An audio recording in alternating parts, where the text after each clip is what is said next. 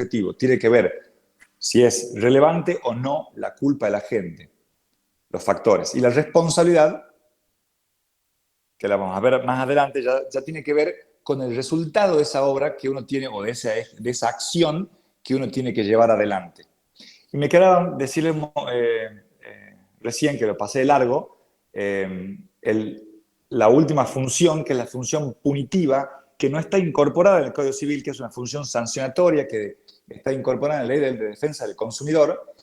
Los daños punitivos consisten en una multa civil que se añade a las clásicas indemnizaciones como un modo que va en beneficio de la víctima, pero sobre todo lo que uno busca, o lo que busca el Estado con esta función punitiva, es que no le salga tan, digamos, barato a la persona, pero no desde el punto de vista económico, sino es una forma de empujar a la persona a que efectivamente cumpla con lo que tiene que cumplir.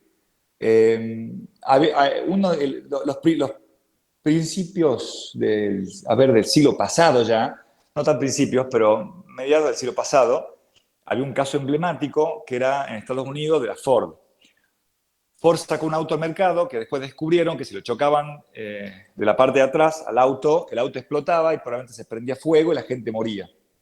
Y descubrieron que era más barato pagar las indemnizaciones que sacar los autos del mercado y exponerse a esa mala publicidad que implicaba reconocer una mala construcción del auto y sacarlo del mercado.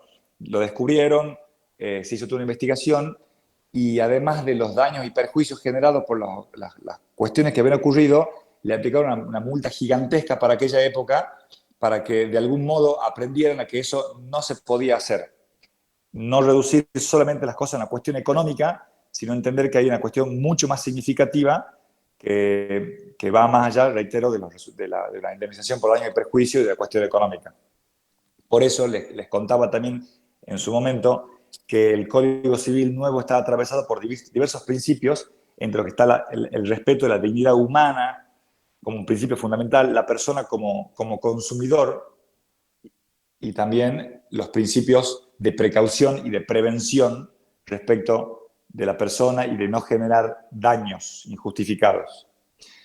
Pasado las funciones de la responsabilidad civil, que reitero, solamente para resumir, hablamos de la función del deber de prevención, de resarcimiento, y la función punitiva, que no está incluida en el Código Civil, pero está en la Ley de Defensa del Consumidor. Pasamos al daño mismo, el concepto del daño. Hay un daño cuando se lesiona un derecho o un interés no reprobado. ¿Qué quiere decir no reprobado? Que está amparado por el ordenamiento jurídico, que tenga por objeto la persona, el patrimonio, o incluso de incidencia colectiva. Habrán escuchado los derechos de incidencia colectiva, que todavía están, a mi criterio, en un periodo de gestación muy, muy verde, todavía está, pero es cuando se hacen determinadas acciones que van a incidir en el conjunto de la sociedad y no solamente respecto de una persona. Talar bosques, afectar afectar un parque nacional, en fin, correr cauces de agua. Está muy, muy en boga eso ahora, por ejemplo, con el tema de los barrios cerrados, de los countries, cuando generan modificaciones en el medio ambiente. Bueno, el concepto de daño, hay daño cuando se lesiona un derecho o un interés no reprobado. Es decir, que si el interés no está aprobado por el ordenamiento jurídico, no va a haber daño. Yo les daba el ejemplo recién de la casa que uno puede construir y va a tapar la ventana que el vecino tenía hecha en la medianera. Esa ventana, esa luz que estaba abierta en medianera no estaba permitida, con lo cual ese derecho no está aprobado por el ordenamiento jurídico. Y taparlo no va a ser, no puede constituir un daño, va a ser un daño para la persona, pero no va a ser un daño que sea resarcible, no va a ser un daño que uno tiene que ir a indemnizar a la otra persona por haberle tapado esa ventana que tenía en la medianera. Y la indemnización de ese daño, asumiendo que ese daño sí está aprobado que ese derecho sí está aprobado por el ordenamiento jurídico, está aprobado por el ordenamiento jurídico y por lo tanto corresponde ser indemnizado, va a comprender la pérdida o disminución del patrimonio de la víctima.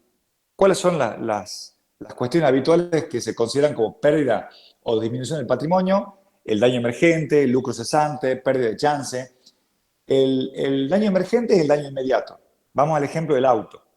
Me chocan el auto en la calle. El auto está chocado, por lo tanto, ahí tengo un daño emergente que emergió ese daño en ese momento. Ahora, tengo un lucro cesante. Es la plata, el lucro que he cesado de obtener, he dejado de ganar. Entonces, mi auto es un taxi.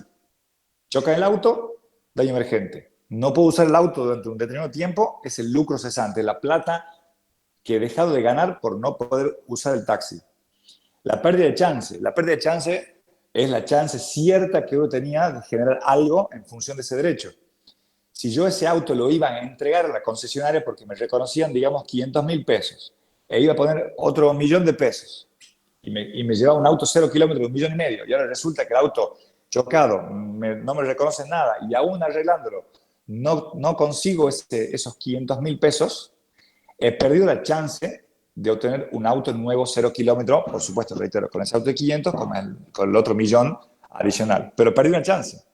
Y esa chance que he perdido me puede generar otras chances porque, digamos, voy extendiendo, lo que solemos hacer los abogados, extiendo las posibilidades de generar esas indemnizaciones. Digo, yo con ese auto 0 kilómetros era con el que yo podía renovar la licencia, porque el auto que tengo ahora, a fin de año, caduca la posibilidad que yo mantenga la licencia vigente porque tiene que tener una antigüedad determinada. Iba a entregar el auto, iba a entregar plata, y yo sacaba un auto 0 kilómetros con el que yo tenía la licencia nueva y que le voy a poner por 10 años más. Todas esas cosas que estoy comentándoles son los daños que pueden ir generándose por la primera acción, con lo cual, llevándolo al ámbito de la obra, con mayor razón, en el ámbito del ejercicio de su profesión, tiene que ser muy meticuloso con lo que van a llevar adelante, para no generar un daño, para que si ese daño se produce no se agrave, para que si se genera el daño, tener todas las herramientas a mano disponibles para que ustedes puedan seguir adelante. Lógicamente un seguro de responsabilidad civil, lógicamente si tienen empleados que tengan, y si son empleados suyos que estén en blanco y que tengan ART, y si no lo son y son del comitente, y el comitente se va a constituir en esta suerte de empresario, de llevar lo que tenga seguros de responsabilidad también para los trabajadores, en fin, todas las medidas que ustedes puedan considerar que en general no son significativas desde lo económico, puede ser la diferencia en que ustedes trabajen hoy y sigan trabajando mañana. Hay montones de ejemplos en el país, en Tucumán, de empresas y empresarios y arquitectos y profesionales que han llevado adelante negocios o emprendimientos y han tenido problemas y, bueno, quedaron en el camino, y lo ideal, por supuesto, es que eso no ocurra. ¿Quiénes son los responsables?